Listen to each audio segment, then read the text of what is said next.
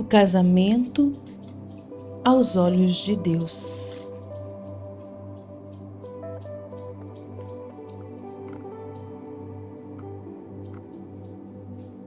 Quais são as orientações que o próprio Deus nos dá sobre o casamento? O casamento, desde o princípio, é uma instituição divina.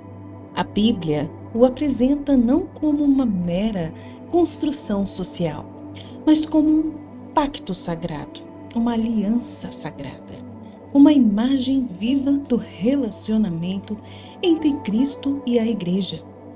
Suas orientações fornecem o alicerce para um bom relacionamento abençoado, resiliente e que glorifica a Deus. O casamento foi estabelecido por Deus no Éden antes da queda, marcando-o como algo fundamentalmente bom e parte do seu desígnio original para a humanidade. Por isso, o homem deixa o seu pai e sua mãe e se une à sua mulher, tornando-se os dois uma só carne.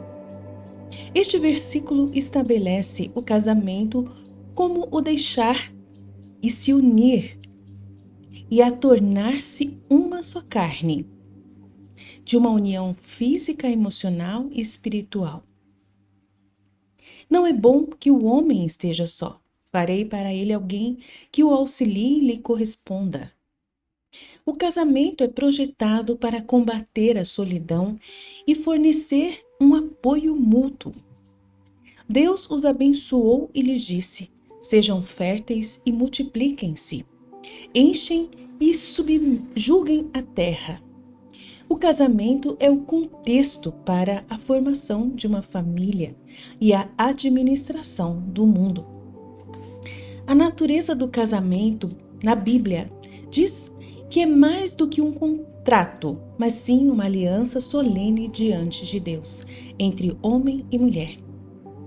Em Malaquias 2,14, o Senhor diz: o Senhor é testemunha entre você e a mulher da sua mocidade, porque você não cumpriu a sua promessa de fidelidade, embora ela fosse a sua companheira, a mulher do seu pacto. Aqui Deus mesmo é a testemunha do pacto conjugal. Em Provérbios 2,17, adverte: contra aquele que abandona o companheiro da sua mocidade e ignora o pacto que fez perante Deus. As Escrituras delineiam funções complementares para marido e mulher, visando ordem, amor e respeito mútuo. Para o marido, a Bíblia diz: amar como Cristo amou a igreja. Em Efésios 5,25, maridos, ame cada um a sua mulher, assim como Cristo amou a igreja e entregou-se a si mesmo por ela. Este é um amor sacrificial, que busca o bem supremo da esposa, mesmo ao custo de si próprio. Honrar e respeitar. Maridos, cada um de vocês também deve amar a sua mulher como a você mesmo.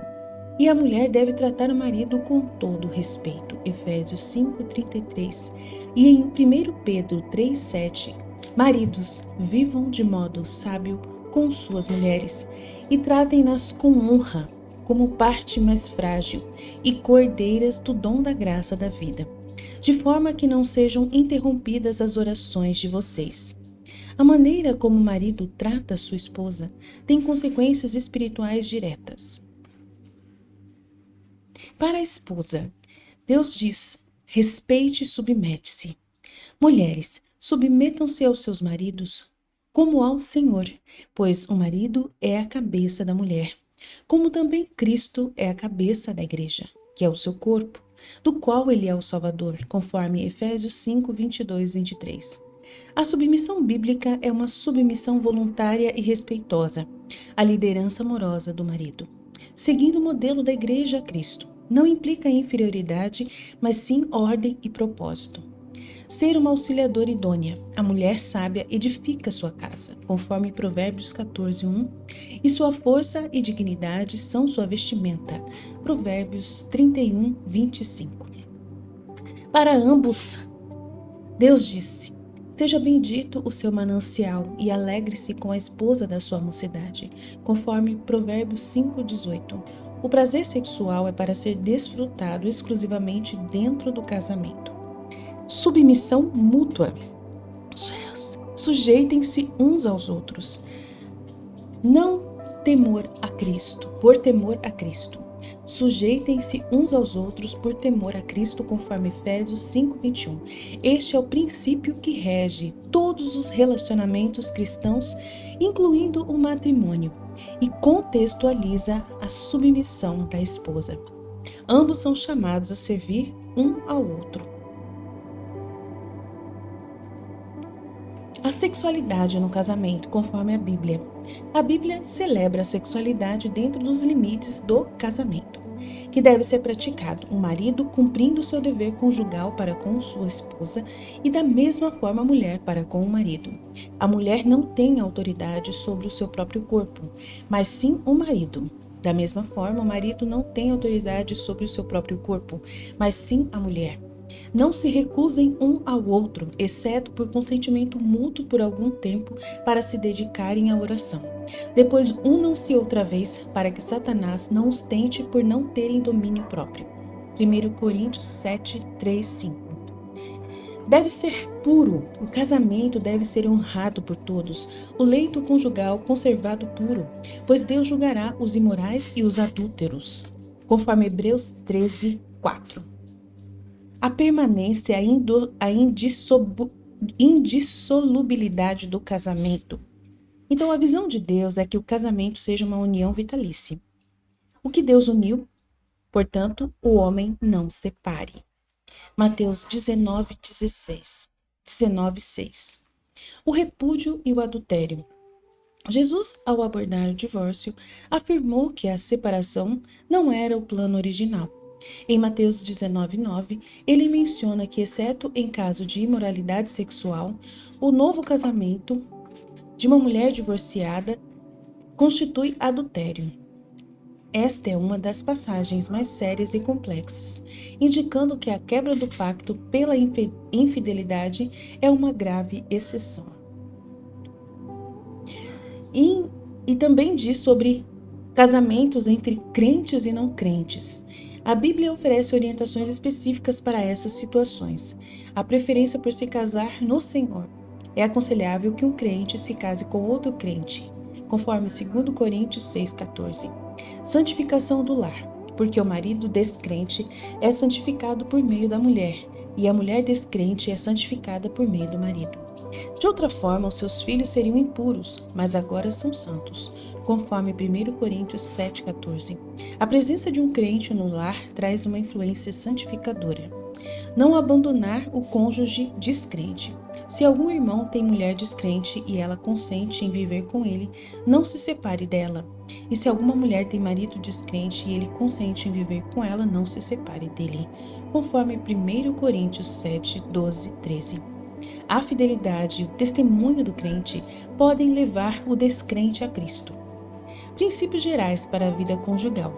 Além dos papéis específicos, a Bíblia ensina virtudes que devem permear o casamento. O amor ágape. Conforme 1 Coríntios 13 diz, o amor é paciente, o amor é bondoso. O amor não sente inveja, não se vangloria, não se orgulha, não maltrata, não procura seus próprios interesses, não se ira facilmente, não guarda rancor. O amor não se alegra com a injustiça, mas se alegra com a verdade. Tudo sofre, tudo crê, tudo espera, tudo suporta. O amor nunca perece. 1 Coríntios 13, 4, 8. O perdão. Suportem-se uns aos outros e perdoem as queixas que tiverem uns contra os outros. Perdoem como o Senhor lhes perdoou, conforme Colossenses 3, 13. Melhor serem dois do que um, porque tem melhor remuneração do trabalho. Porque se um cair, o outro levanta o seu companheiro. Mas ai do que estiver só, pois caindo não haverá o outro que o levante, conforme Eclesiástico 4, 9, 10. O casamento bíblico é uma jornada sagrada de duas pessoas que diante de Deus se comprometem a viver em amor sacrificial, respeito mútuo e fidelidade inabalável. Seu propósito último é refletir o amor de Deus pela Igreja, proporcionar um ambiente de santificação para os cônjuges e filhos e, acima de tudo, glorificar a Deus, seu idealizador. É uma aliança de graça que depende não da força humana, mas da presença e da bênção de Deus para florescer.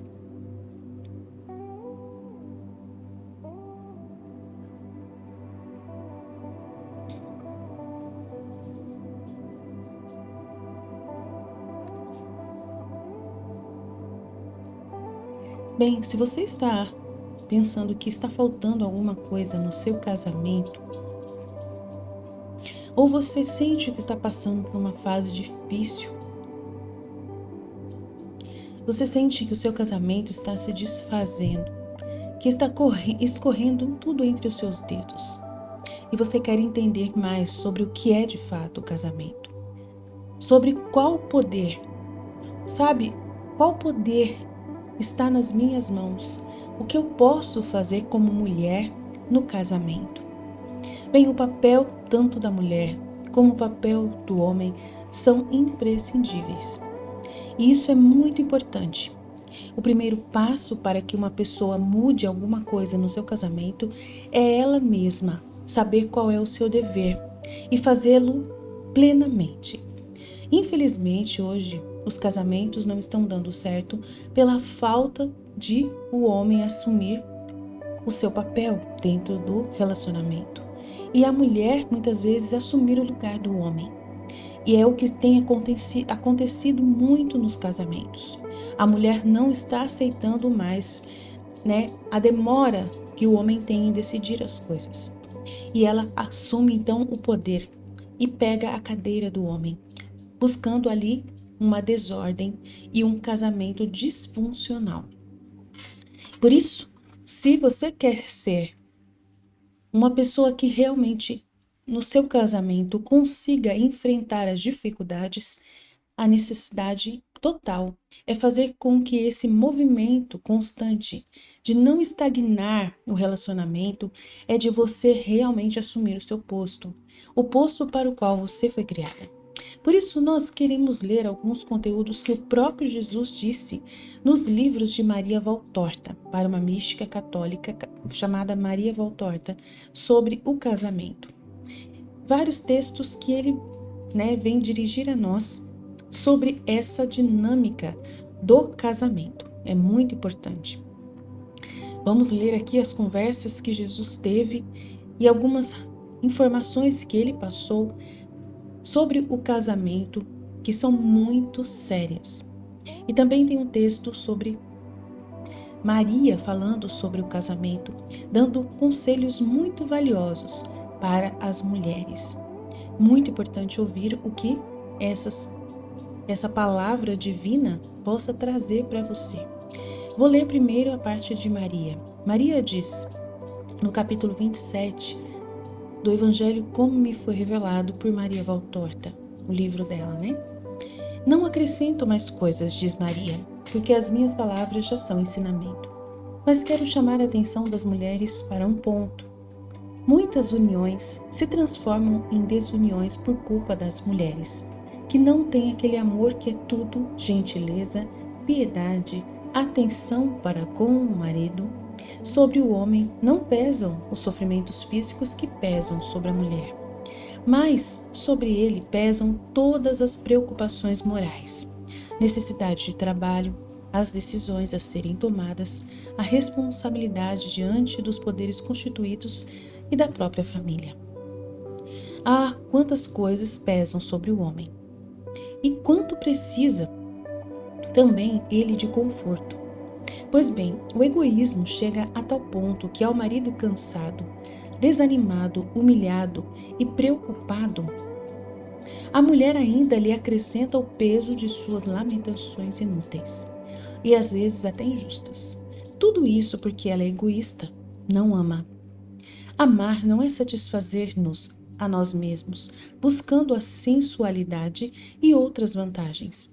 Amar é contentar a quem amamos, acima daquelas coisas dos sentidos que gostaríamos de ter e usar, dando ao espírito da pessoa que amamos aquela ajuda de que ela tem necessidade, a fim de que também sempre possa ter as suas asas abertas para voar pelos céus da esperança e da paz.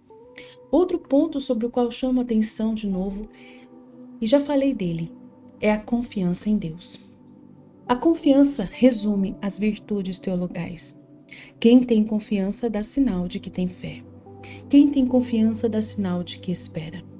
Quem tem confiança mostra que ama. Quando alguém ama, espera e crê em uma pessoa. Tem confiança. Do contrário, não. Deus merece a nossa confiança. Se a damos aos pobres homens capazes de falhar, por que a negamos a Deus que nunca falha? A confiança é também humildade. O soberbo diz: eu mesmo faço. Não confio nele, porque ele é um incapaz, um mentiroso, um violento. Mas o humilde diz: eu confio. Por que não haveria de confiar? Por que haverei de pensar que sou melhor do que ele? E com maior razão, é assim que ele fala de Deus. Por que haverei de não confiar naquele que é bom? Por que deverei pensar que sou capaz de fazer tudo eu mesmo sozinho? Deus ao humilde se doa, mas se afasta de quem é soberbo. A confiança é também obediência. Deus ama o obediente. A obediência é sinal de que nós nos reconhecemos filhos dele e que o reconhecemos como nosso Pai. Ora, um pai não pode deixar de amar quando é verdadeiro pai. Deus para nós é Pai verdadeiro e Pai perfeito. Sobre um terceiro ponto, eu também quero que vocês meditem. Esta também está fundamentado na confiança. Nenhum acontecimento pode suceder se Deus não o permitir. És tu poderoso? Assim és porque Deus o permitiu. Tu és súdito? Assim és porque Deus o permitiu. Procura, pois, ó poderoso, não fazer deste teu poder o teu mal. Seria sempre teu mal, mesmo quando a princípio parece ser o mal para os outros. Porque se Deus permite, não permite além de certos limites. E se passas desses limites, Deus te fere e te esmaga. Procura então, ó súdito, fazer desta tua condição um ímã para atrair sobre ti a proteção divina. Não maldigas nunca. Deixa os cuidados a Deus. Ele, que é o Senhor de todos, pode abençoar e amaldiçoar as suas criaturas. Vá em paz. Então Jesus fala para os esposos: sede esposos fiéis à vossa vocação a Deus. Não podeis servir a dois patrões. O leito conjugal não pode acolher duas esposas contemporaneamente. Deus e Satanás não podem compartilhar de vossos amplexos. O homem não pode, e não o pode nem Deus nem Satanás. Então, sede esposos fiéis à vossa vocação a Deus. Não podeis servir dois patrões. O leito conjugal não pode acolher duas esposas, duas mulheres, contemporaneamente, ter um amante. Não pode. Então, Deus está informando ao homem como deve ser. Pois Deus e Satanás não podem compartilhar, da vossa vida. Então, o homem não pode, e não pode nem Deus e nem Satanás, No caso, ele servir a dois senhores. Não vai dar certo. Sempre vai ser um só que você vai escolher. Se você peca, que é Satanás.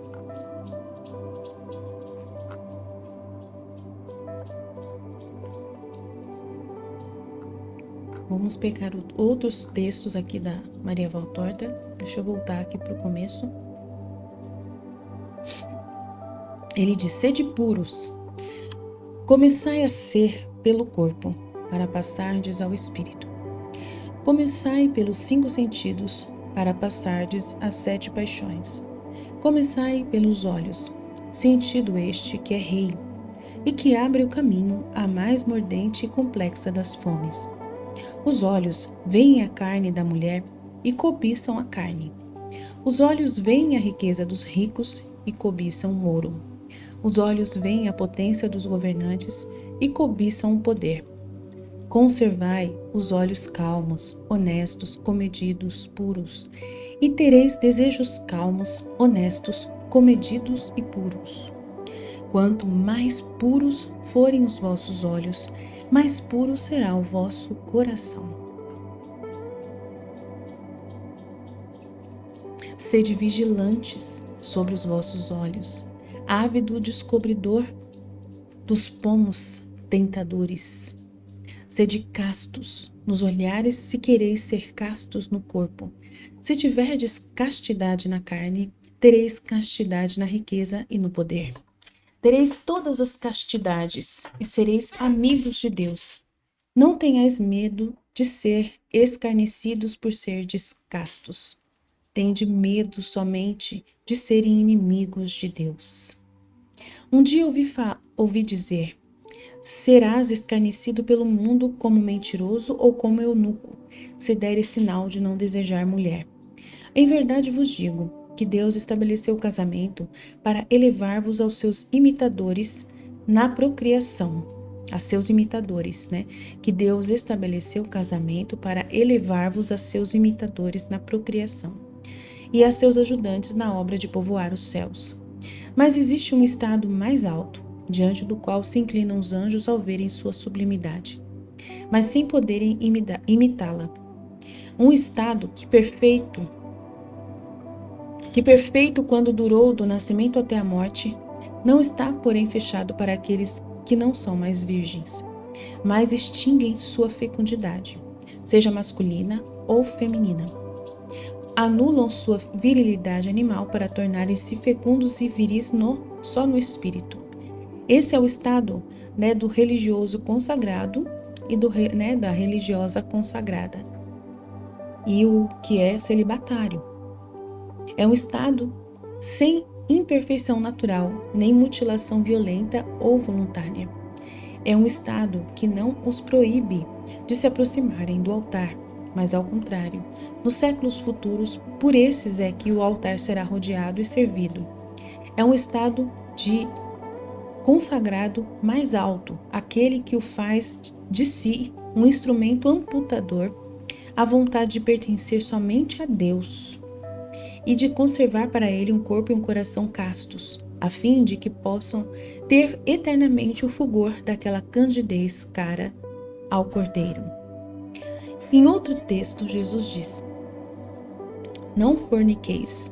Foi dito: é fornicação uma grande parte das ações carnais do homem. E não me estou referindo nem mesmo àquelas inconcebíveis uniões de incubo que o Levítico condena. Com essas palavras, homem, não te aproximarás do homem como se ele fosse uma mulher. Então Jesus está falando isso, né? Não te aproximarás de um homem como se fosse ele uma mulher. Não te aproximarás de nenhum animal para não te contaminar com ele. E assim fará a mulher, não se unindo ao animal, porque é perversidade. Mas depois de ter acenado aos deveres dos esposos para com o casamento, que cessa de ser santo quando, por malícia, se torna infecundo, venho falar da verdadeira e própria fornicação entre o homem e a mulher, por vício recíproco e por compensação em dinheiro ou presentes. O corpo humano é um magnífico templo que encerra um altar. Sobre esse altar deveria estar Deus, mas Deus não está onde há corrupção. Por isso, o corpo do impuro tem o altar dessacralizado e sem Deus.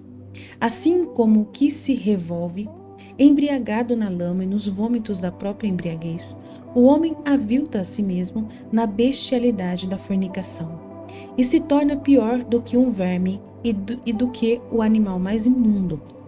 E dizei-me, se entre vós há alguém que se depravou até o ponto de comercializar o seu corpo, como se faz na feira ou na internet, né, como cereais e animais, que bem daí lhe resultou, né, se fez um produto, né, que está sendo vendido numa feira.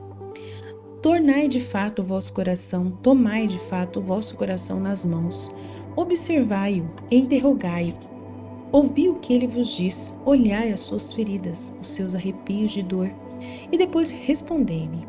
Era tão doce aquele fruto para merecer esta dor de um coração, que tinha nascido puro e que vós obrigaste a viver em um corpo impuro, a bater para dar vida e calor à luxúria e se esbanjar nos vícios? Dizei-me, mas sereis tão depravadas para não soluçardes em segredo, ouvindo uma voz de menino que chama mamãe? E pensando em vossa mãe, ó mulheres do prazer, que fugistes de casa ou fostes expulsa, para que o fruto podre não viesse contaminar com sua transudante podridão os outros irmãos? Pensando em vossa mãe, que talvez tenha morrido com a dor de ter que dizer: eu dei à luz um opróbrio? Não sentis cair por terra o vosso coração ao encontrardes um velho solene em sua canice, e pensando que sobre aquela de vosso pai jogastes a desonra, como uma lama apanhada com as mãos e o escárnio da terra natal? Mas não sentis que vossas entranhas se comovem de saudade quando vedes a felicidade de uma esposa ou a inocência de uma virgem e precisais dizer: eu renunciei a tudo isto e não o terei nunca mais? Mas não sentis como se vos esfolassem o rosto de vergonha ao verdes o olhar desejoso ou cheio de desprezo dos homens? Não sentis a vossa miséria quando tendes sede de um beijo de criança e não tendes mais coragem de dizer dá-me um beijo por causa das vidas que matastes no começo, repelidas por vós como um peso aborrecido, o aborto, e como um estorvo inútil, vidas arrancadas da árvore que as havia concebido e jogados no lixo? Agora aquelas pequenas vidas vos estão gritando assassinas. Mas não tremeis, sobretudo diante daquele juiz que vos criou e vos está esperando para perguntar-vos: que é que fizeste de ti mesma? Esse é o capítulo 123, do Evangelho, como me foi revelado por Maria Valtorta. É Jesus falando tudo isso, tá? Que é que fizeste de ti mesma? Porventura para isso é que te dei a vida? Pululante ninho de vermes e putrefação, como ousas estar na minha frente? Tudo tiveste daquilo que para ti era o teu Deus, o prazer. Vai para a maldição sem fim? Quem é que está chorando? Ninguém? Vós dizeis, ninguém? Contudo, a minha alma está indo ao encontro de uma outra alma que está chorando. Por que é que vai de encontro dela? Para amaldiçoá-la? Por ser uma meretriz? Não, porque a sua alma me dá pena. Tudo em mim repele o seu corpo sujo e suado no exercício de sua luxúria. Mas a sua alma, ó Pai, Pai, também por esta alma eu assumi uma carne e deixei o céu para ser o seu redentor. E de muitas outras almas irmãs. Por que não devo acolher esta ovelha errante e levá-la para o ovil, limpá-la, uni-la ao rebanho, dar-lhe pastagens e um amor que seja perfeito, como só o meu pode ser, tão diferente daqueles que tiveram para ela até hoje o nome de amor e que não eram mais do que ódio. Amor tão piedoso, completo, suave, que ela não sinta mais saudade do tempo passado, ou se tiver saudade é só para dizer: foram muitos os dias que perdi longe de ti, ó eterna beleza. Quem me devolve o tempo perdido? Como poderei saborear no pouco tempo que me resta tudo que eu poderia saborear se tivesse sido sempre pura? Contudo, não chores, ó alma, espezinhada por toda a libidinagem do mundo. Escuta, és um trapo sujo, mas podes transformar-te em uma flor. És um esterqueiro, mas podes tornar-te um canteiro. És um animal imundo, mas podes transformar-te em um anjo. Um dia tu fostes assim, dançavas sobre prados floridos, rosa entre rosas, fresca como elas, perfumada de virgindade. Cantavas serenas tuas canções de menina, depois corrias até tua mãe. Até o teu pai lhes dizia: vós sois os meus amores. E o invisível anjo da guarda, que cada criatura tem ao seu lado, sorria da tua alma branca azul. E depois por quê? Por que arrancaste as tuas asas de pequena inocente? Por que espezinhaste o coração de teu pai e da tua mãe, para saíres correndo atrás de outros corações que não te garantiam segurança? Por que cedeste a voz pura para dizer frases mentirosas de paixão? Por que quebraste o caule da rosa e violaste a ti mesma? Arrepende-te, filha de Deus. O arrependimento renova, o arrependimento purifica. O arrependimento exalta. O homem não te pode perdoar, nem o teu pai o poderia, mas Deus pode. porque a bondade de Deus não tem comparação com a bondade humana, e a sua misericórdia é infinitamente maior do que a miséria humana. Honra a ti mesma, tornando a tua alma digna, com uma vida honesta. Justifica-te junto a Deus, não pecando mais contra a tua alma. Procura ter um nome novo junto a Deus. Isto é o que vale. Tu és o vício, transforma-te na honestidade. Torna-te um sacrifício vivo, transforma-te na mártir do teu arrependimento. Tu soubeste martirizar bem o teu coração para fazer gozar a carne. Agora saibas martirizar a carne para dares uma eterna paz ao teu coração.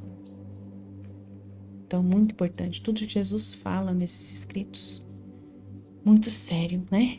Aí ele vai falar em outro capítulo, ai daqueles pais que faltam com sua obrigação, que são cegos e surdos às necessidades e aos defeitos, que são causa de escândalo e dor, que descem a compromissos dos membros da família, compromissos de núpcias indignas, contanto que possam aliar-se com famílias ricas e poderosas, sem refletirem que o matrimônio é uma união querida para a elevação e conforto do homem e da mulher, além de ser para a procriação. É um dever, é um ministério. O casamento não é um mercado, né? Porque ele está dizendo aqui, ai daqueles pais que buscam casamento somente para, né, ser núpcias indignas para poder fazer alianças com famílias ricas e poderosas, né, sem refletir que o matrimônio é uma união querida para a elevação e conforto do homem e da mulher.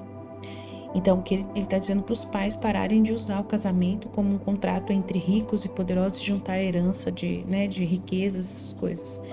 Não tem amor nenhum, só interesse. Então, que o casamento é um dever e um ministério, não é um mercado. Uma dor não é um aviltamento de um dos cônjuges nem do outro. É amor e não ódio. Portanto, que o chefe seja justo, sem excessivas durezas ou pretensões. Aí tá falando já de outra coisa, né? Ele já mudou de assunto aqui. Aí, mas mesmo assim eu vou ler, né? Que o chefe seja justo, sem excessivas durezas ou pretensões, sem excessivas condescendências e fraquezas. Mas se tivesses que escolher entre o excesso de uma coisa ou de outra, escolher a segunda. Pelo menos desta Deus vos poderá dizer, porque foste tão bom assim? E não condenar-vos, uma vez que o excesso de bondade pune o homem com as prepotências que os outros se permitem contra os bons, enquanto que a dureza sempre vos reprovaria, porque é uma falta de amor para com o próximo mais próximo. E justa seja a mulher de sua casa. É o capítulo 451, esse que eu estou lendo agora. E justa seja a mulher em sua casa para com o esposo, os filhos e servos. Então, o chefe, eu acho que é o próprio esposo, né? Que ele seja justo, sem excessivas durezas ou pretensões, sem excessivas condescendências e fraquezas. Mas se tiver que escolher, né, entre o excesso de uma coisa ou de outra, escolher a segunda, que é excessivas condescendências e fraquezas, né? Seja justo com bondade, né? Seja bom. E justa seja a mulher em sua casa para com o esposo, para com os filhos e os servos. A seu esposo dê obediência e respeito, conforto e ajuda. Obediência. Então, ao seu esposo dê obediência e respeito, conforto e ajuda. Obediência enquanto esta não assumir substancialmente um consentimento para o pecado. A mulher, então, ela não pode obedecer para o pecado, né? Se o homem pedir para ela obedecer alguma coisa que seja pecado, ela não pode obedecer. Então, ao seu esposo, dê obediência e respeito, conforto e ajuda. Obediência enquanto esta não assumir substancialmente um consentimento para o pecado. A mulher deve ser submissa, mas não degradada. Olhai, ó esposas, que o primeiro que vos julga depois de Deus, por certas condescendências culpáveis, é o vosso próprio marido, que vos leva a elas. Nem sempre são desejos de amor, né? Algumas coisas que o marido pede que não é bom. Então a mulher tem que estar esperta, né? Mas também são uma prova da vossa virtude. Então, se o marido pede uma posição sexual que não é permitida pela igreja, a mulher não pode aceitar, né? Mesmo que no momento não se reflita, pode chegar o dia em que o esposo diga a si mesmo: minha mulher é muito sensual. Por isso fica com suspeitas contra a vossa fidelidade conjugal. Tá vendo? Sede castas no casamento. Esse é o conselho de Jesus sobre a vida sexual do casal. É muito importante, né? Sede castas no casamento.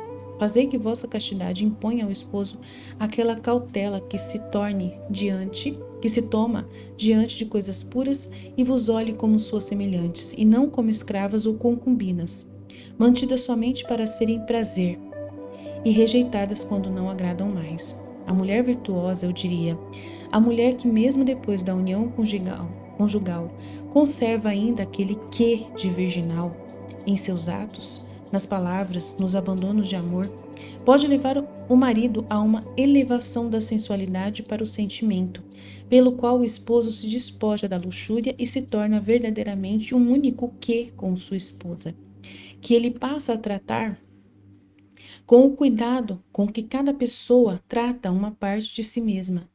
E justo é que assim seja, porque a mulher é o osso dos seus ossos e carne de sua carne.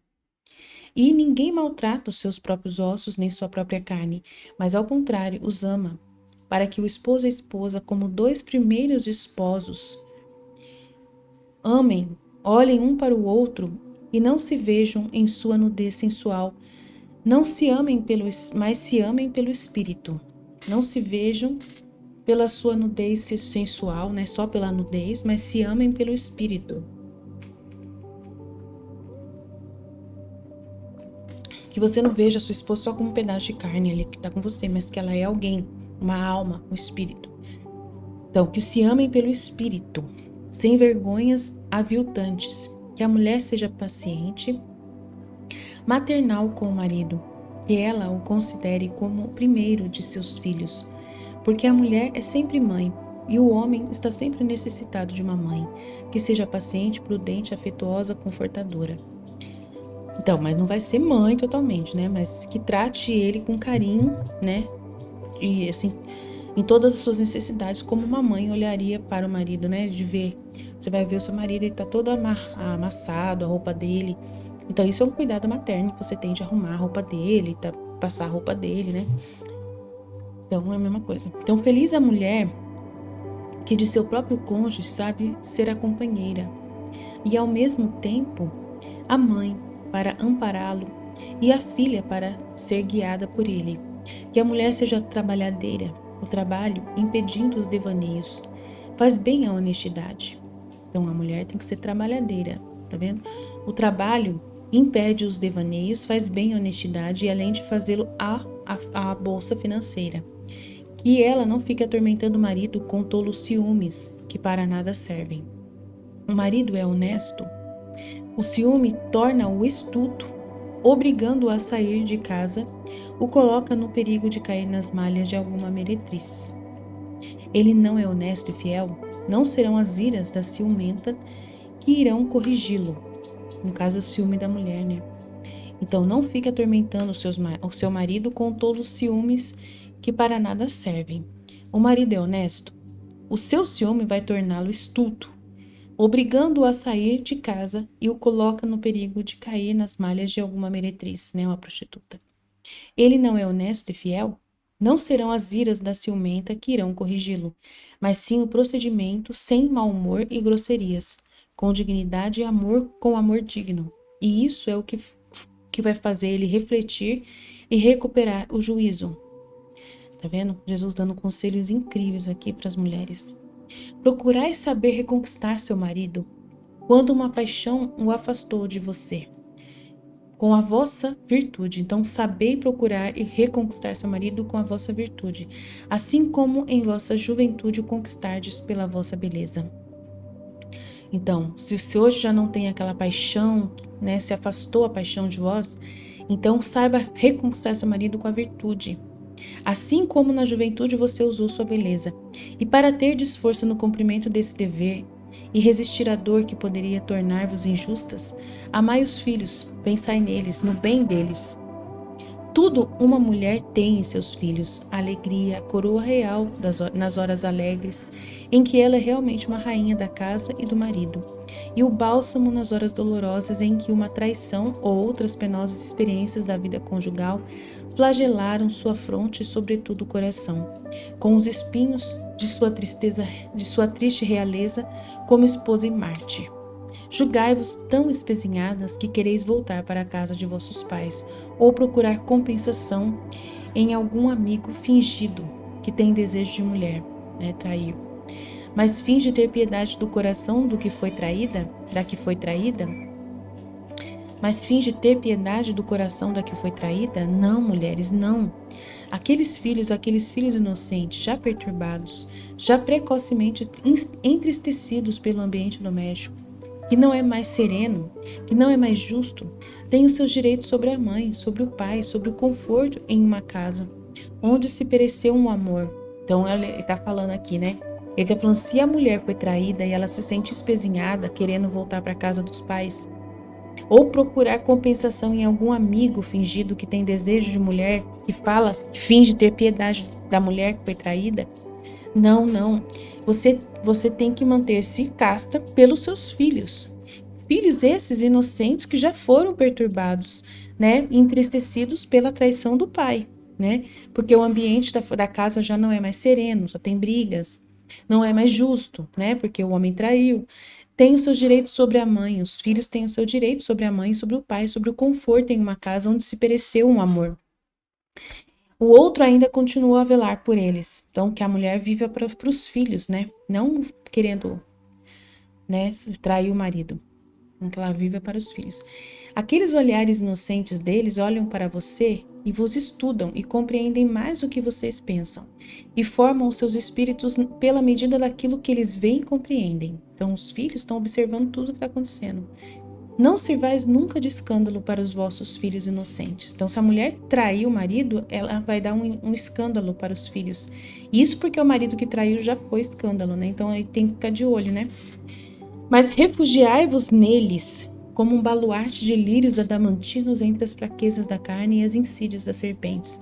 Então, refugiai-vos nos filhos, né? Sirva os filhos, que a mulher seja mãe, a mãe justa, que é a irmã ao mesmo tempo, que é a mãe sobretudo e acima de tudo, velar sobre os filhos e as filhas, corrigir amorosamente, ajudar, fazer meditar e tudo sem preferências, pois os filhos são todos nascidos de uma semente e de um seio, não fazer preferência a um filho ou outro, né? E se é natural que eles sejam bem queridos, pela alegria que dão os filhos bons, é também um dever que sejam amados, ainda que com um amor doloroso. Os filhos não bons fazem lembrar que o homem não deve ser mais severo do que Deus, o qual ama não somente os bons, mas também os não bons. Olha, até dos filhos que não são tão bons, Jesus fala. E os ama para ver se os faz bons, para dar-lhes o modo e o tempo de os serem. Então tem que ser bom para o filho não bom, né? E suporta até a morte do homem.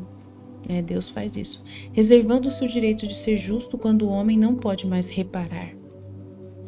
Então é tudo informação sobre que Jesus está dando para a mulher, né?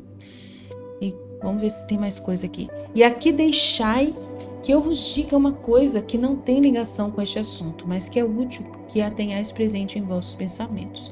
Muitas vezes, até vezes demais, se ouve dizer que os maus têm mais alegrias do que os bons, e que isso não é justo. Antes de tudo, eu vos digo, não julgueis as aparências nem aquilo que não conheceis. As aparências são muitas vezes enganosas e o julgamento de Deus está escondido nesta terra.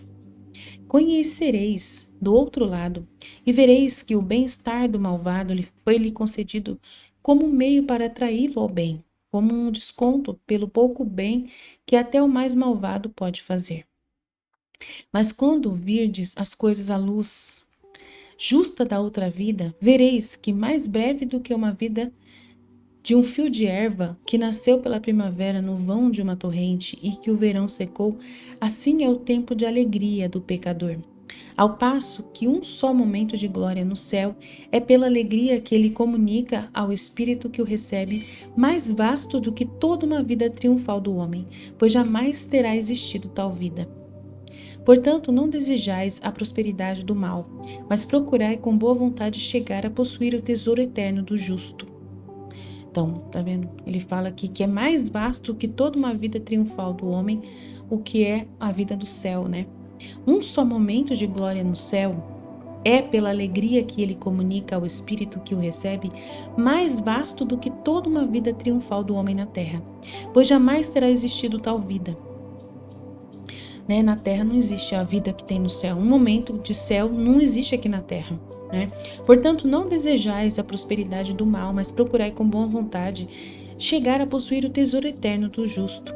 E voltando ao assunto de como devem ser os componentes de uma família, os habitantes de uma casa, para que nela se mantenham frutuosamente a minha bênção, eu vos digo, ó filhos, que vós sejais submissos aos vossos pais, respeitosos, obedientes, para poder sê-lo também para com o Senhor vosso Deus. Porque se não aprenderdes a obedecer as pequenas ordens do pai e da mãe que vos está vendo, como podereis obedecer às ordens de Deus, que vos são ensinadas em seu nome, mas que vós não estáis vendo nem ouvindo? Né? Que você está vendo seu pai e sua mãe e você não obedece. Como você vai obedecer às ordens de Deus se você não vê e nem o ouve? Né? E se não aprendeis a crer que quem ama como um pai e uma mãe amam e não podem mandar senão coisas boas, como podereis crer que sejam boas as coisas que vos foram ditas como ordens de Deus? Deus ama, é Pai, sabeis disso?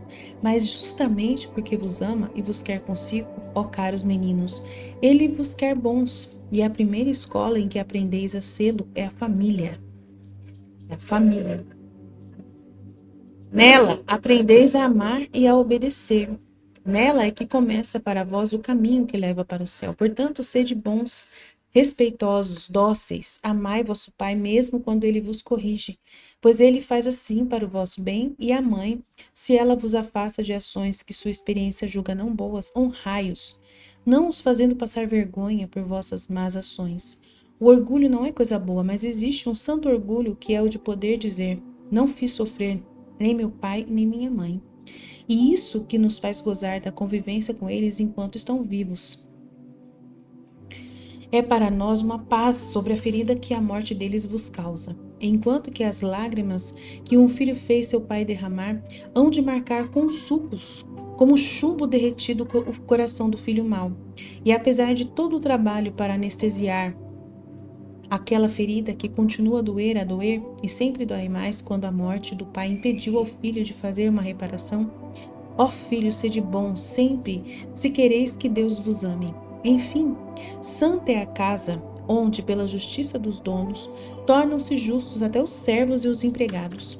Lembre-se os patrões que o mau comportamento irrita e desgasta o servo, e o servo que o seu mau comportamento desgosta ao patrão, né?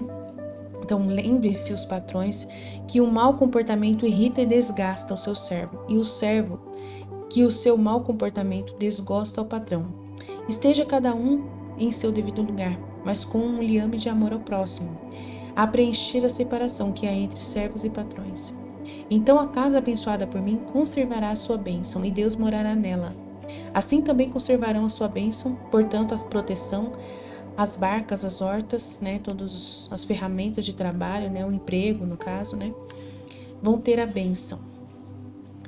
Quando santamente forem usadas nos dias permitidos e santamente dedicado ao culto de Deus no domingo sagrado, e vós vivereis a vossa vida de pescadores, hortelãs, profissionais, não cometendo fraude no vender e no pesar, não amaldiçoando o trabalho, nem fareis tanto dele o rei de vossa vida, né? Não amaldiçoeis o trabalho e nem faça dele o rei da vossa vida, a ponto de dardes mais valor ao trabalho do que a Deus, porque se o trabalho vos leva a obter um ganho, Deus vos dá o céu. Então não põe como prioridade o trabalho. Então é muito importante, né? Ele fala que a mulher tem o dever de ser virtuosa. Eu vim para consolar e vim para consolar, né? E vim ser consolado por ela. Mas eu vim também para perguntar. Aí a mulher pergunta para ele, né? A Valéria pergunta para Jesus, é uma conversa. Jesus, eu vim para te perguntar como eu haverei de educar esta menina para torná-la digna de ti. Eu havia pensado em tornar-me prosélita vossa e fazer dela que ela também se tornasse. Aí Jesus pergunta: e o teu marido? Com ele tudo se acabou. Não, tudo está começando. Tu és sempre a mulher dele. O dever da boa mulher é fazer ficar bom o seu consorte. Ele diz que quer divorciar-se, Jesus, né? Ela está falando. E o vai com certeza. Por isso fará. Mas ainda não o fez, Jesus diz, né? E enquanto ele ainda não fez, tu és a mulher dele, segundo a vossa lei. E como tal, pensa que tu tens o dever de ficar, né, na casa, como sua mulher em teu devido ofício. O teu lugar é perto do seu marido, em tua casa, perto da tua filha, aos olhos dos vossos servos e do mundo. Pensa bem. Foi ele quem deu o mau exemplo, ela disse, né? Ele que deu o mau exemplo. Aí Jesus fala: é verdade, mas isso não te exime do seu dever de dares tu o exemplo de virtude. Ele foi-se embora, é verdade. Tu, ao lado de tua filha e dos servos, toma o lugar dele, né? Então fica no lugar dele. Não saia do seu posto, né? Jesus está falando para ela. Nem tudo é reprovável em vossos costumes, né? Porque ela é pagã, né? Ela é pagã. Aí Jesus está falando com ela, né? Casada e pagã. Quando Roma era menos corrupta, suas mulheres eram castas, laboriosas e serviam a Deus com uma vida de virtude e fé, ainda que sua miserável condição as levasse muitas vezes a servir os falsos deuses, né, sendo pagãs. Mas a ideia era boa. Elas ofereciam sua virtude à ideia da religião, à necessidade do respeito a uma religião e a uma divindade, cujo verdadeiro nome lhes era desconhecido, mas que elas percebiam que existia e que era maior do que o licencioso Olimpo, do que as aviltadas divindades que o povoavam segundo as lendas da mitologia.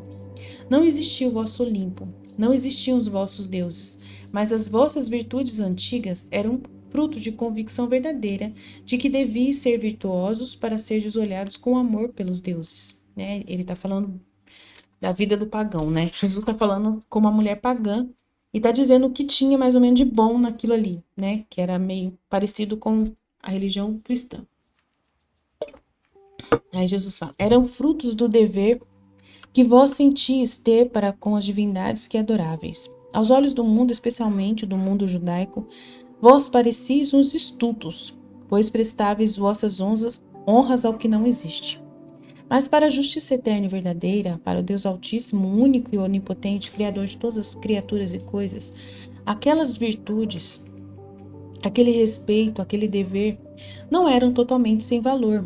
O bem é sempre bem, a fé tem sempre valor de fé, a religião tem sempre valor de religião, se aquele que a segue, pratica e possui estiver convencido de estar com a verdade. Né? Deus, ele respeita isso, né? Ele é muito importante. Nossa, como Deus é bom, né? Eu te exorto a que imites as vossas antigas mulheres castas, laboriosas e fiéis, permanecendo no teu lugar como coluna e luz em tua casa e de tua casa.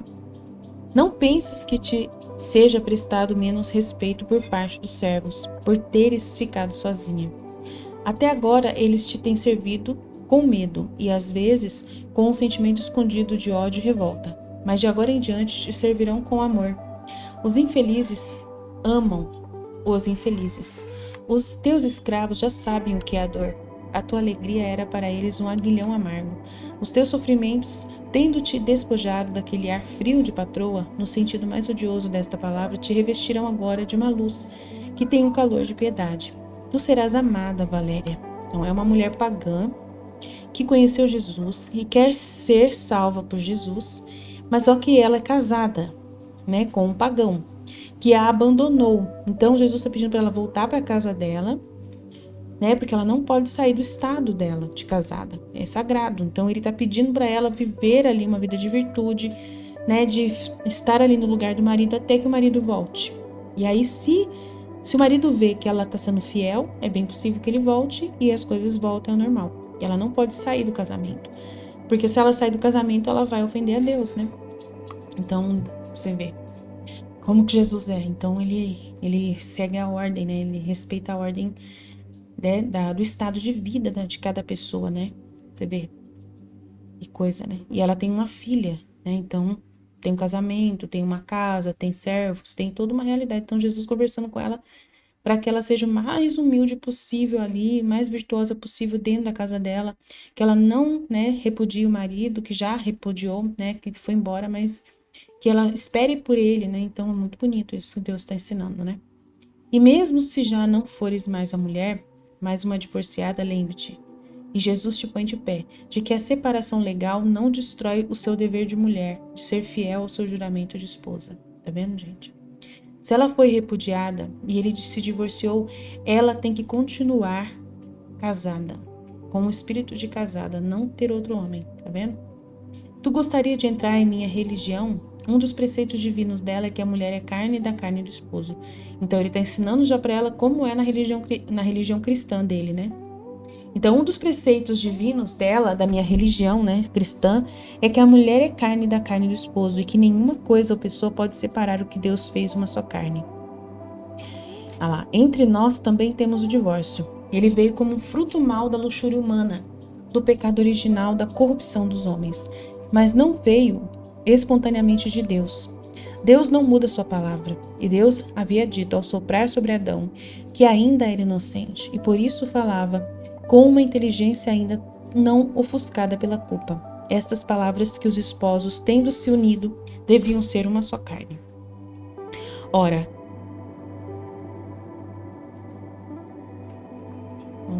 Ora, a carne não se separa da carne, a não ser por algum acidente mortal ou por doença. O divórcio mosaico, concedido para evitar pecados atrozes, não concede à mulher mais do que uma liberdade bem escassa. A divorciada é sempre uma rebaixada no conceito dos homens, tanto quando assim fica, como quando passa segundo as núpcias. Portanto, no juízo de Deus, ela é uma infeliz se torna divorciada pela aversão que lhe tem o marido e fica assim divorciada, mas não passa de uma pecadora. Uma adúltera se fica por suas próprias culpas e se casa de novo. Então, se ela é abandonada, Deus vê ela como uma infeliz. Se ela tá ali sozinha, se ela não arruma homem nenhum. Deus vai ver ela como uma infeliz. E é melhor ser visto assim, né? Do que ser visto como uma pecadora e uma adúltera se você, né, casa com outra pessoa. Tá vendo? Se você se une com outra pessoa. Mas tu, querendo entrar em nossa religião, o fazes para me acompanhar. E então eu, o verbo de Deus, tendo chegado o tempo da verdadeira religião, te digo o que sempre digo a muitos: não é permitido ao homem separar o que Deus uniu, e será sempre adúltero aquele e aquela que, tendo o seu consorte vivo, passar a outras núpcias, né? Casar de novo, não pode. O divórcio é uma prostituição legal, para pôr o homem e a mulher em condição de cometer pecados de luxúria. A mulher dificilmente fica viúva de um vivo e viúva fiel. O homem divorciado não foi nunca fiel ao primeiro casamento. Tanto um como o outro, passando a outras uniões, descem do nível de homens para o de animais, aos quais é permitido mudar de fêmea a qualquer desejo de sensualidade. A fornicação legal, perigosa para a família e para a pátria, é delituosa para com os inocentes. Os filhos dos divorciados devem julgar os seus progenitores. É um severo juízo, o dos filhos. Os filhos se tornam, pelo egoísmo de seus pais, condenados a uma vida ativa mutilada. Porque se depois das consequências familiares do divórcio, que priva do pai ou da mãe os filhos inocentes, se une a um novo matrimônio, o cônjuge que ficou com os filhos vai ficar condenado a uma vida afetiva mutilada em um membro e a uma perda mais ou menos total do afeto do outro membro separado, ou totalmente dominado pelo novo amor e pelos filhos do novo casamento. Tá vendo? Que vai acontecer uma desgraça muito grande na vida dos filhos que ficam sem um dos pais, né? Meu Deus. Falar de núpcias, de casamento, em caso da nova união a um divorciado ou de uma divorciada é profanar o significado e a essência do que é casamento. Então, falar de casamento em caso de uma nova união a um divorciado ou de uma divorciada é profanar o significado e a essência do que é o casamento. Nossa Senhora. É o que Jesus está falando, então, o que ele é falando é sagrado, né? Pela dureza do vosso coração, né, a igreja tenta acolher essas pessoas, né, mas É a mesma coisa que aconteceu na época de Moisés, pela dureza do seu coração, mas não é perfeito, né? É uma situação sempre imperfeita, né? Somente a morte de um dos cônjuges e a viuvez consecutiva do outro pode justificar as segundas núpcias, por mais que eu julgue que seria melhor inclinar a cabeça ao veredicto sempre justo de quem regula os destinos do homem e fechar-se plenamente na castidade quando a morte pôs um fim ao seu estado matrimonial. Então, Jesus aconselha que quem fique viúvo não case de novo, fique casto, né? E viva para os filhos, né? Este é um amor despojado de todo materialismo. Acho que eu pulei aqui. Somente a morte de um dos cônjuges e a viuvez consecutiva do outro pode justificar as segundas núpcias, por mais que um julgue que seria melhor inclinar a cabeça ao veredicto sempre justo de quem regula os destinos dos homens e fechar-se na castidade quando a morte pôs um fim ao seu estado matrimonial. Então, que você fique sozinho depois da viuvez, né? Dedicando-se totalmente aos filhos e amando o cônjuge que passou desta para outra vida. Continuar amando o seu cônjuge, mesmo que morreu. Nos filhos que ele deixou. Você vai amar o seu cônjuge nos filhos que foi deixado, nos netos, né? Este é um amor despojado de todo materialismo, amor santo e verdadeiro. Pobres filhos, conhecer depois da morte ou do desmoronamento do lar, a dureza de um segundo pai ou de uma segunda mãe e a angústia de ver as carícias divididas com outros filhos que não são irmãos. Não, na minha religião não haverá divórcio. Ai, Jesus, que pena que fizeram o divórcio na sua religião, né? Infelizmente, mas não tem, né? Na Igreja Católica não tem divórcio. Você vê que não pode comungar depois que, né? Não tem esse negócio de divórcio, não. O adúltero, o pecador, será aquele que quiser o divórcio civil para contrair uma nova união. A lei humana não mudará o meu decreto. Então, na igreja, continua sem aceitar o divórcio. Por quê? Porque quem, né, se divorcia não pode comungar, né? Se está casado com outra pessoa, não pode comungar. Só pode comungar se tem vida casta, né? Então, beleza. O adúltero, o pecador, será aquele que quiser o divórcio civil para construir uma nova união. A lei humana não mudará o meu decreto. O casamento em minha religião cristã não será mais um contrato civil, mas sim uma promessa moral feita e sancionada na presença de testemunhas para isso chamadas. Será indissolúvel ligame.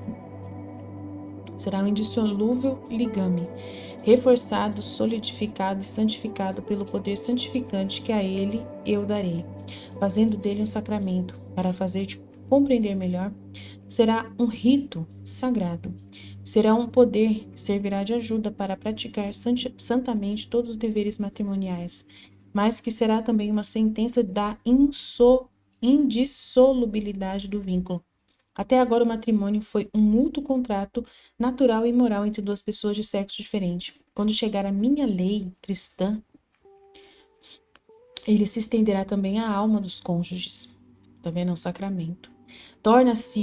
Tornar-se-á, por isso, também um contrato espiritual sancionado por Deus, sacramento, através de seus ministros. Agora tu sabes que nada é superior a Deus, por isso, o que ele tiver unido, nenhuma autoridade ou capricho humano poderá desunir.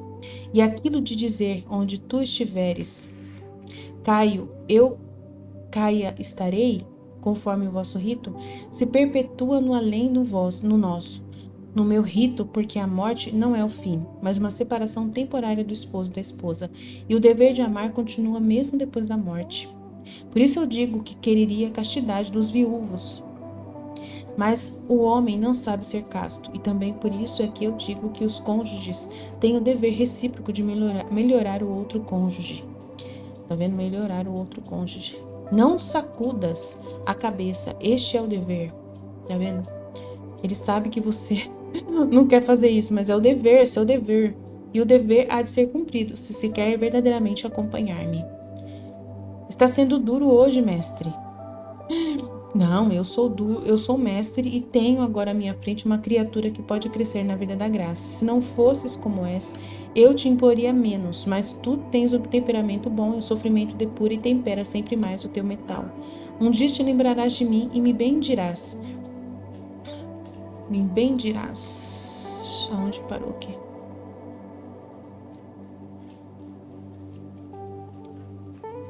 Me bendirás por ter sido como sou. Aí tem um diálogo aqui, né?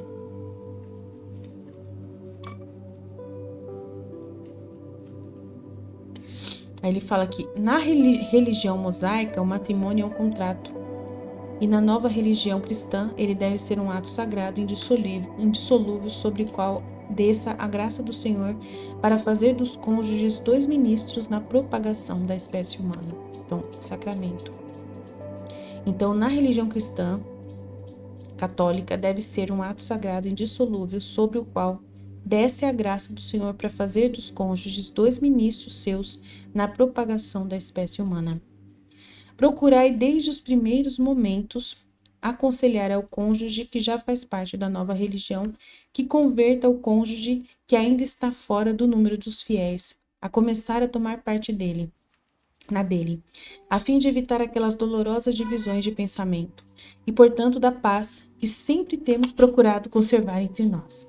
Mas quando se trata de 2 cônjuges que já são fiéis ao Senhor, por nenhum motivo se separe aquilo que Deus uniu. E no caso de uma das partes que, sendo cristã, esteja unida a um gentil, eu aconselho que esta parte carregue a sua cruz com paciência e mansidão, e com fortaleza também uma vida mais perfeita no estado matrimonial. Não, eu acho que eu pulei, peraí. E no caso de uma das partes que, sendo cristã, esteja unida a um gentil, né, um pagão, um ateu, uma pessoa que não é católica, né, cristã, eu aconselho que esta parte carregue a sua cruz com paciência e mansidão, e com fortaleza também até o ponto de saber morrer em defesa de sua fé, mas sem abandonar o cônjuge, ao qual se uniu com seu consentimento. Então não pode abandonar o cônjuge, mesmo ele sendo ateu, sendo de outra religião, né? Mas você também vai continuar firme na sua fé. Este é o meu conselho para uma vida mais perfeita no estado matrimonial. Enquanto não for possível, com a difusão do cristianismo, haver matrimônios entre fiéis, e nesse caso o vínculo seja sagrado e indissolúvel, e santo seja o amor. O mal seria se pela dureza do coração devesse acontecer na nova fé o que aconteceu na antiga, que se permitisse o repúdio e a anulação do casamento para evitar os escândalos criados pela libidinagem do homem. O mal vai ser, e aconteceu, né, que tem anulação dos casamentos, né, a nulidade dos casamentos, né, na Igreja Católica, né. Então, ele fala aqui. O mal seria se pela dureza do coração. Então, a dureza do coração já fez acontecer o repúdio e a nulidade do casamento, né, para evitar escândalos criados pela libidinagem do homem. Em verdade, eu vos digo que cada um deve carregar a sua cruz em todos os estados, também no estado matrimonial.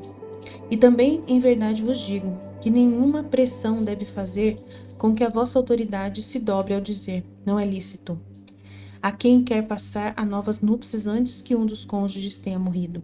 É melhor, eu vou-lo digo, que uma parte podre se separe sozinha ou acompanhada por outros, do que tolerá-la no corpo da igreja.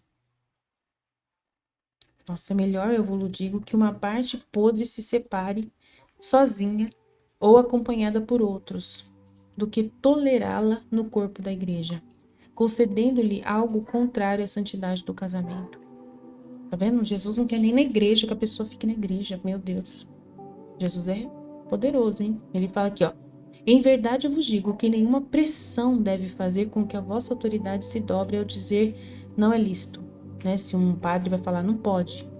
A quem quer passar a novas núpcias antes de um dos cônjuges tenha morrido. É melhor, eu vou-lo digo, que uma parte podre se separe sozinha, né? Saia fora da igreja, ou acompanhado por outros, do que tolerá-la no corpo da igreja. Então Jesus está falando para um padre, né? Para algum líder de igreja ali, né, para a liderança da igreja, concedendo-lhe algo contrário à santidade do casamento, escandalizando os humildes e dando-lhes o ensejo de considerações desfavoráveis à integridade sacerdotal e sobre o valor da riqueza ou do poder. As núpcias são um ato grave e santo, e para mostrar isso eu participei de uma festa de núpcias e realizei o meu primeiro milagre. Mas ai deles se degeneram em libidinagem e capricho. O matrimônio é um contrato natural entre o homem e a mulher, e de agora em diante que se eleve à altura de um contrato espiritual, pelo qual as almas de 2 pessoas que se amam juram servir ao Senhor, em um amor recíproco oferecido a Ele, em obediência à sua ordem de procriar, a fim de dar filhos ao Senhor. Então, vamos.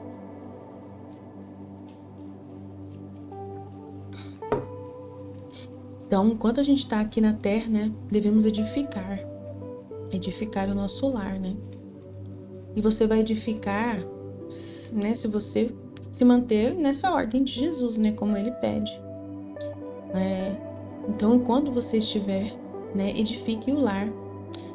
E se você edificar o seu lar, né, com a sua virtude, com todos esses conselhos dados por Jesus, intercedendo pelo seu esposo, intercedendo pela sua família, né? Que é muito importante entender que casamento não é namoro, né? Aquele esquenta do namoro, aquela paixão some. Isso não sustenta o casamento, né? Então, dinâmica de namoro não sustenta casamento. Tanto que, quantas vezes, né, a gente ouve falar que casais que namoravam e depois se casaram não deram certo, né? Com pouco tempo já divorciou. Por quê? Porque no namoro funcionava o casal, mas no casamento já não funcionava. Como assim, né? Então, porque no casamento não tem espaço para o que não é eterno. E o namoro é algo passageiro, é temporário. Porque o casamento é um plano de Deus. Foi feito para ter Deus no meio, né? Quando o casamento não tem Deus como centro, como base, é incompleto. O casamento é uma trindade, feito pela esposa, pelo marido e por Deus. Se não tem Deus, não tem casamento. Tem ali uma dinâmica de namoro, tem uma dinâmica não sei lá do que, não é casamento, né?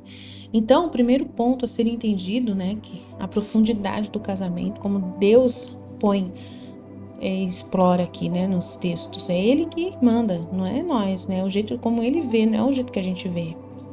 Então, entender que de Deus nós viemos e para Deus nós temos que voltar, né? Então, é muito importante, tá? A nossa existência aqui na Terra é para a gente poder conquistar o céu. E o casamento vai ser para essa finalidade, sermos dois ministros que vamos né, edificar o outro para Deus. É isso que Jesus falou bastante. Então, foi Deus quem criou a cada um de nós. E nós temos um propósito de amar a Deus, de voltar a Deus. Para isso, nós precisamos usar o casamento como uma grande estrada, né, de santificação. Que é o que ele disse, né? Que o casamento na lei cristã se tornou um contrato espiritual. Mudou, não é mais uma lei natural, agora é espiritual, por causa do sacramento, sacramentado. Os dois são dois ministros, né? Da procriação, né? De fazer santos para o céu, né? De criar filhos que vão ser os santos do céu, que vai procriar para encher o céu. O matrimônio é uma das coisas, né? Que onde o nosso egoísmo vai ser colocado à prova todos os dias. Onde a nossa humanidade vai ser colocada à prova todos os dias, né? Onde o nosso espírito vai ter que sobrepor a carne todos os dias, e não é fácil. E vai ter dias que você pode falhar, e vai ter dias, né, que o outro vai falhar. E assim é importante estarmos sempre conscientes, sempre atentos, sempre vigilantes, né, para poder perdoar uns aos outros, suportar uns aos outros. E a cada dia se esforçar mais e mais para não falhar mais, né? Então é algo sagrado, muito sagrado, o casamento, né? Então a primeira parte para você reestruturar o seu casamento é você, como esposa, no caso das mulheres, ser uma esposa que coloca-se no seu dever, né? E trabalhar na oração pela sua família, né? Ser íntima de Deus para poder levar essa vida espiritual para dentro da família, né? O casamento é uma via de santificação e que ele vai ser, sim, muitas vezes desconfortável em muitos momentos, né? Então, a mulher tem que colocar na cabeça, né, quais foram os ideais de Jesus, que Jesus colocou, qual é o casamento aos olhos de Deus, né? Então, saber disso. E aí, não vai pela cabeça de outras pessoas, né? E hoje em dia, infelizmente, muitas pessoas estão dizendo que casamento é do jeito que é, né, diferente do que Deus fala, né? E não é. Então, se o casamento não está alinhado com o que Deus espera de um matrimônio, então não vai ser casamento. Vai ser outra coisa e não vai ser verdadeiramente casamento. Então, não vai durar para sempre, como deve ser indissolúvel, como Deus pede, né?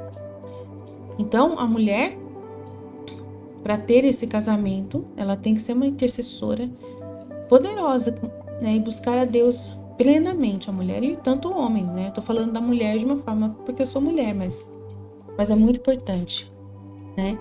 Nós somos frutos da união dos nossos pais, né? Nós temos um pai, nós temos uma mãe, e nós vimos o exemplo dos nossos pais, mas não é pelo exemplo dos pais nossos que a gente vai olhar o nosso casamento, né? A gente vai buscar em Deus, na palavra de Deus, nesses conceitos já dados por Jesus, do que é verdadeiramente um casamento. Aí tem o documento da igreja também, se vocês quiserem, eu posso pegar o catecismo da Igreja Católica que fala sobre o sacramento do matrimônio. E é né, a forma como Deus também deseja que seja o casamento. Mas como eu já li o texto aqui de Jesus na Valtorta, está muito bem explicado, né? Então, vamos resumir aqui, né, o que a gente precisa saber. Casamento. Como mulheres, né, como nós mulheres, a gente pode falar por nós, né? Mais por nós, mas o homem, ele tem o seu papel, né? E a mulher também tem o seu papel. Então, o casamento é um caminho de santificação. Então, se você está em casa ocupada, né, com seus deveres, isso é normal, isso faz parte da vida, né? E se você está buscando entender o significado do casamento, né, o seu papel no casamento, o seu poder como mulher, a mudança é reconhecer que há, né, sempre o seu dom de persuasão, né? A mulher tem um dom de persuadir muito bem o homem e observar bem o que está acontecendo ao redor. Então é um dom muito grandioso que a mulher pode usar para ajudar no casamento.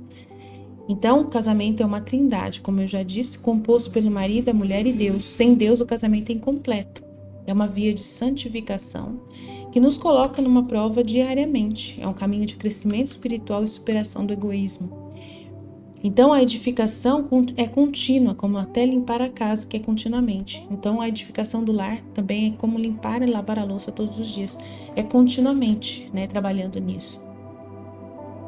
Então, buscar não ir pela cabeça do que a família ensinou sobre casamento, não ir pelo que a mídia e redes sociais transmitem.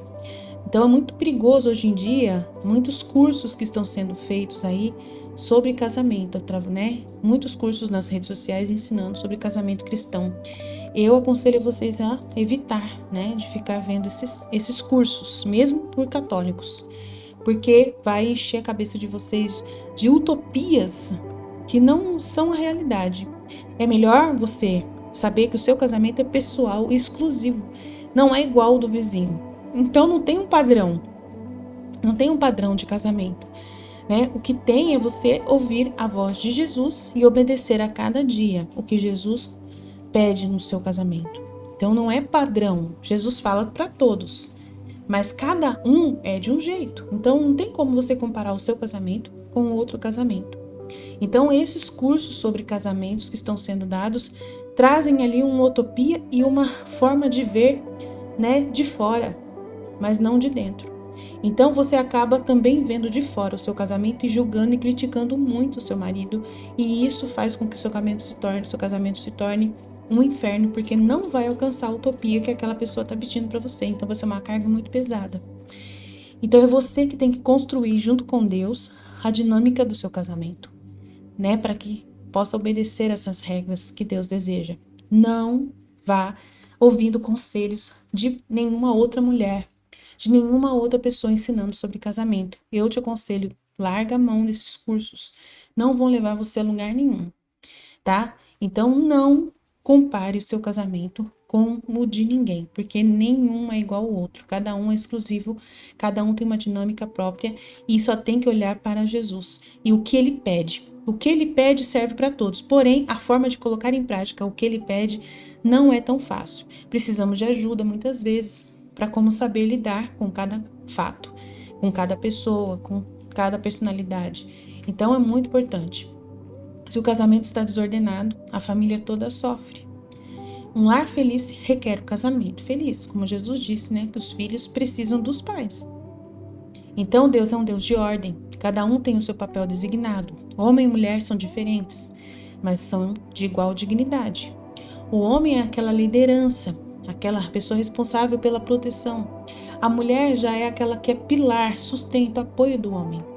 E a fundação deve ser sempre a palavra de Deus. Deus. Então, não tenha nenhum tipo de dificuldade para com o seu esposo. Não julgue conforme o mundo julga, né? De forma alguma. Seja neutra na realidade do que o seu marido é. Entenda ele pessoalmente, exclusivamente como ele é. Não o compare com outros homens. Não o coloque no padrão de outro tipo de pessoa. Não adianta fazer isso, não vai dar certo. Então, o conselho que Jesus dá é sempre entender isso. A mulher deve ser íntima de Deus e buscar orações, buscar levar a família à oração, à leitura frequente da palavra de Deus. Todos os dias, né, com humildade, pedir a Deus ajuda, falar tudo para Deus que está acontecendo, levar a Deus todas as circunstâncias e pedir a luz para Deus do que pode ser feito. O importante é você fazer tudo sem precisar, né, sem esperar nada do marido. Fazer o seu dever por amor a Deus. As virtudes que você exerce só tem que ser por amor a Deus, para que Deus veja, e não o marido e não os filhos. Se você faz só em função de agradar a Deus, com certeza, naturalmente, todas as coisas vão se encaixar, né? Não queira nenhuma recompensa na terra. Faça o seu dever em direção a Deus. E não precise de sorriso de ninguém, de nada. Mas busque ser a companheira, ser aquela que é sorridente, doçura, amigável, doce, terna para com o seu esposo, né? Na medida do possível. Seja honesta com ele. Hoje eu estou muito cansada porque eu fiz isso, mas eu te amo, né? E eu estou aqui para você, né? Vou tomar um banho, vou relaxar. Vamos estar juntos nesse momento, relaxar um com um, relaxando com o outro, nesse carinho, nesse aconchego, sendo sincera, falando da dificuldade, do cansaço de cada dia, né? Então, mudanças levam tempo quando tem algum problema, mas a persistência e o amor contínuo a Deus e ao irmão é o que é normal, né? Não é uma paixão que tem que estar perfeito ali todos os dias, mas não falhar com a vida sexual, né? Na vida sexual é muito importante não falhar. Jesus também fala sobre isso, nesse livro da Valtorta, sobre a mulher, né? Ser fiel ao marido nessa área da vida sexual, muito importante. Deixa eu ver se tem mais coisa aqui que Jesus fala no livro. Tem mais um aqui. Ele fala: o vosso amor, ó homens, os vossos amores, o que são? Libidinagem vestida de amor ou medo insanável de perder o amor do cônjuge, seja pela libidinagem própria ou alheia? Já não estáis mais seguro quanto à posse do coração do esposo ou da esposa? Desde quando a libidinagem entrou neste mundo? Tremeis, chorais e tornai-vos loucos de ciúmes, até assassinos, às vezes para vingar alguma traição, desesperados, ou então abúlicos até dementes. Eis o que fizeste, Satanás, aos filhos de Deus, estes que corrompeste. Teriam conhecido a alegria de ter filhos sem sentirem dor, a alegria de nascer sem o medo de morrer. Mas agora estás vencido em uma mulher, e por uma mulher, de agora em diante, quem a amar, tornará a ser de Deus, superando as tuas tentações, para poder imitar a sua pureza imaculada. De agora em diante, não mais podendo conceber sem dor, as mães a terão para o seu conforto. De agora em diante, as esposas a terão por guia e os moribundos por mãe, sendo doce para eles morrer sobre aquele seio que é um escudo contra ti, ó maldito. Está falando de Nossa Senhora, né? E proteção diante do julgamento de Deus. Maria, minha cara interlocutora. No caso é a Valtorta, né? Viste o nascimento do filho e da virgem, o nascimento da virgem no céu. Viste, pois, que para os sem culpa é desconhecido o castigo de dar a vida e também o sofrimento de dar-se à morte. Mas se a inocentíssima Mãe de Deus foi reservada a perfeição dos dons celestes a todos que tivessem permanecido inocentes e filhos de Deus, teria sido possível gerar sem dor e morrer sem afã, por justiça de terem sabido unir-se e conceber sem luxúria. Então ele está falando do pecado original, né? Que foi por causa da libidinagem do homem, né? A sublime desforra de Deus sobre a vingança de Satanás foi o de elevar a perfeição da criatura dileta a uma superperfeição, capaz de anular, ao menos nela, toda lembrança de humanidade que fosse suscetível ao veneno de Satanás, e para a qual, não de um casto abraço de homem, mas de um divino amplexo, que empalidece o espírito num êxtase de fogo, lhe teria vindo o filho. a virgindade da Virgem. Vem, medita nesta virgindade profunda, que produz em quem a contempla vertigens de abismo. O que é a pobre virgindade forçada da mulher que por nenhum homem foi desposada? É menos do que nada. O que é a virgindade daquela que quer ser virgem para ser de Deus, mas sabe sê-lo só no corpo e não no espírito, no qual deixa entrar muitos pensamentos estranhos, acaricia e aceita as carícias de pensamentos humanos? Isso já começa a ser uma máscara de virgindade, mas muito pouco ainda. O que é a virgindade de uma imaculada? De uma enclausurada, desculpa, que vive só para Deus é muito, mas mesmo assim ainda não é uma virgindade perfeita, se comparada com a virgindade da minha mãe. Então ele está falando das várias virgindades aqui, né? Sempre existiu um enlace, até mesmo no mais santo, o enlace da origem entre o espírito e a culpa.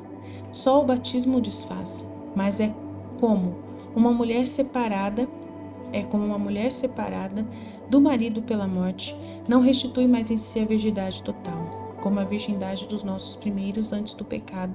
Uma cicatriz sempre permanece e dói ao ser lembrada, e está sempre pronta para reabrir-se em ferida, como certas doenças que periodicamente voltam com seus vírus, ainda mais ativos.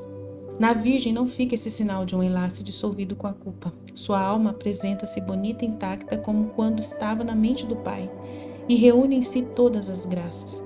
É a Virgem, a única, a perfeita, a completa. Foi assim pensada, gerada, querida, coroada. É eternamente a Virgem, o abismo da intocabilidade, da pureza, da graça, que se perde no abismo do qual brotou em Deus. Intangibilidade, pureza e graça perfeitíssima. Aí está a desforra de Deus, trino e uno, contra suas criaturas profanadas. Ele ergue esta estrela de perfeição contra a curiosidade doentia. Esta se esquiva, recompensada em poder amar somente a Deus. Contra a ciência do mal, esta sublime ignorante. Nela não existe somente a ignorância do que é um amor aviltado, mas não há também somente a ignorância do amor que Deus havia dado aos esposos, e ainda mais. Nela há a ignorância das concupiscências, a herança do pecado. Nela há somente sabedoria gélida, mas incandescente, do amor divino, fogo que protege de gelo a carne, para que se torne espelho transparente no altar, onde um Deus desposa uma virgem, e não se avilta, porque sua perfeição abraça aquela que, como convém a uma esposa, só em um ponto é inferior ao esposo, sendo-lhe sujeita por ser mulher, mas sem mancha como ele. Uau, né? Falando da Nossa Senhora aqui.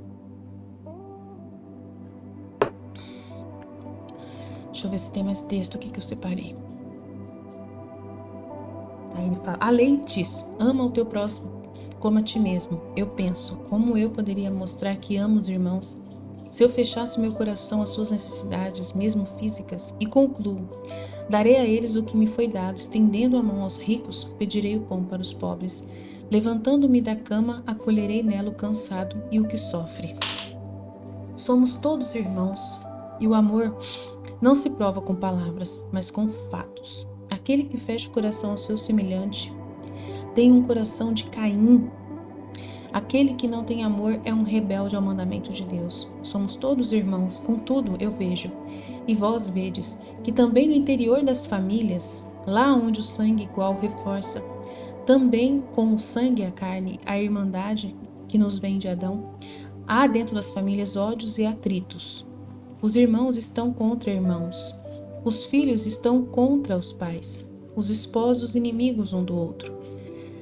É verdade.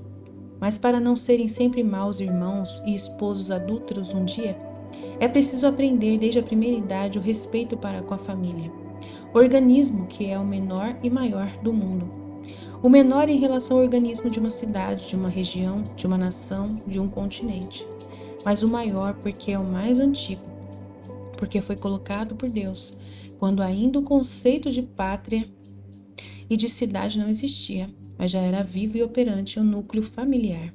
Fonte da raça e das raças, pequeno reino no qual o homem é rei e mulher a rainha, e os súditos os filhos. Poderá um reino ter duração se ele tiver divisões e inimigo em cada um dos seus habitantes? Não pode durar. E na verdade uma família não dura se nela não houver obediência, respeito, economia, boa vontade, operosidade e amor. Honra pai e mãe. Esse é o capítulo 122 do Evangelho de Maria Valtorta. Honra pai e mãe, diz o Decálogo. Como é que se honra? Por que devem ser honrados? Honram-se com uma verdadeira obediência, com um amor justo, um respeito confiante, com um temor reverencial que não impede a confiança, mas ao mesmo tempo não nos faz tratar os maiores como se fôssemos servos inferiores. Devem ser honrados porque, depois de Deus, os doadores da vida e de todas as necessidades materiais da vida, os primeiros mestres, os primeiros amigos do jovem, ser que nasceu sobre a terra, são o pai e a mãe. Então, quem é o primeiro amigo dessa pessoa que nasceu? Pai e a mãe. Diz, Deus te abençoe, ou obrigado àquele que recolhe um objeto caído ou nos dá um pedaço de pão. E a estes que se cansam no trabalho para nos sustentar, para nos dar nossas vestes e conservá-las limpas. A estes que se levantam para escrutarem o nosso sono, que sacrificam seu repouso para cuidar da nossa saúde, que fazem de seus colos um leito para as nossas mais dolorosas canseiras. Não lhes haveremos de dizer com amor, Deus te abençoe, obrigado? São os nossos mestres. O mestre é temido e respeitado, mas ele toma conta de nós. Quando já sabemos o indispensável sobre o modo de comportar-nos, de alimentar-nos e de dizer as coisas essenciais, e ele nos deixa. Quando o mais árduo ensinamento da vida, ou seja, o viver, nos ainda deve ser ensinado. Por isso é o pai e a mãe que nos preparam à escola primeiro e à vida depois. São os nossos melhores amigos. Mais que amigo, pode ser mais amigo do que um pai? E quem mais amiga do que uma mãe? Podeis tremer diante deles? Podeis dizer, serei traído por ele e por ela?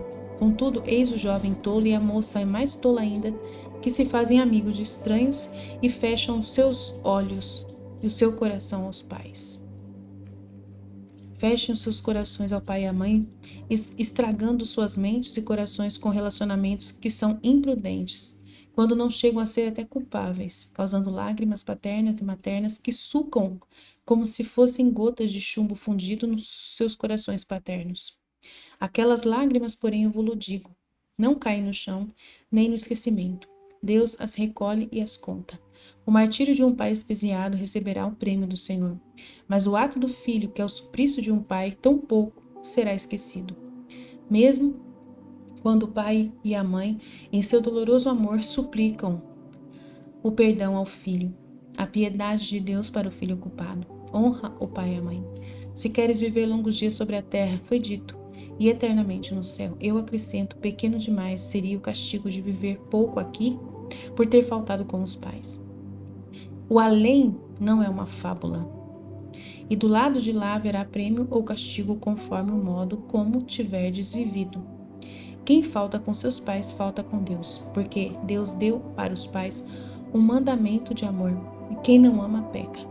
Por isso ele perde mais do que a vida material, perde a verdadeira vida de que vos falei, e vai ao encontro da morte eterna, pois sua alma está fora da graça do Senhor, está culpada pelo delito, visto que fere o amor mais santo que há depois de Deus, de Deus, e já traz em si os germes dos futuros adultérios. Porque o filho mau se torna um pérfido esposo, já tem em si os estímulos da perversão social. Porque um filho mau já é o desabrochar de um futuro ladrão, de um futuro violento assassino e truculento, do frio usurário, do libertino sedutor, do gozador cínico, do repugnante traidor da pátria, dos amigos, dos filhos, traidor dos filhos, dos amigos, da esposa de todos. Então, o mau filho vai ser tudo de ruim depois. E podereis ter estima e confiança em quem foi capaz de trair o amor de uma mãe e zombar dos cabelos brancos de um pai? Porém, ouvi ainda. Capítulo 122 do Evangelho de Valtorta. Aos deveres dos filhos corresponde o dever igual dos pais. Maldição ao filho culpado e mais maldição também ao culpado pai. Fazei que os vossos filhos não vos possam criticar, nem imitar no mal. Fazei-vos amar por um amor dado com justiça e misericórdia. Deus é misericórdia. Os pais que acima de si só têm a Deus, sejam misericordiosos. Sede exemplo e conforto para os filhos. Sede paz e guia. Sede o primeiro amor de seus filhos. Uma mãe é sempre a primeira imagem da esposa que nós quereríamos. Um pai para suas filhas jovenzinhas tem o rosto que elas sonham que seu esposo vai ter. Fazei que, sobretudo, os filhos e as filhas escolham com sabedoria os consortes recíprocos, pensando na mãe, no pai e desejando que o seu consorte tenha o que o pai e a mãe têm, uma virtude veraz. Se eu tivesse que falar até esgotar o argumento, o dia e a noite não seriam suficientes. Vou abreviá-lo por amor a vós. O resto que vou-lo diga o Espírito Eterno. Eu jogo a semente e passo adiante.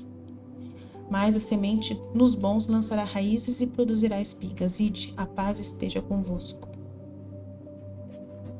Então, Jesus, falando aqui sobre o casamento, E nós devemos, de todo o coração, buscar ser, o que Jesus espera de nós. Não vá atrás de conselhos de outras pessoas. Vai direto à palavra de Deus. Vá direto a essas mensagens de Jesus, tá? E de Nossa Senhora.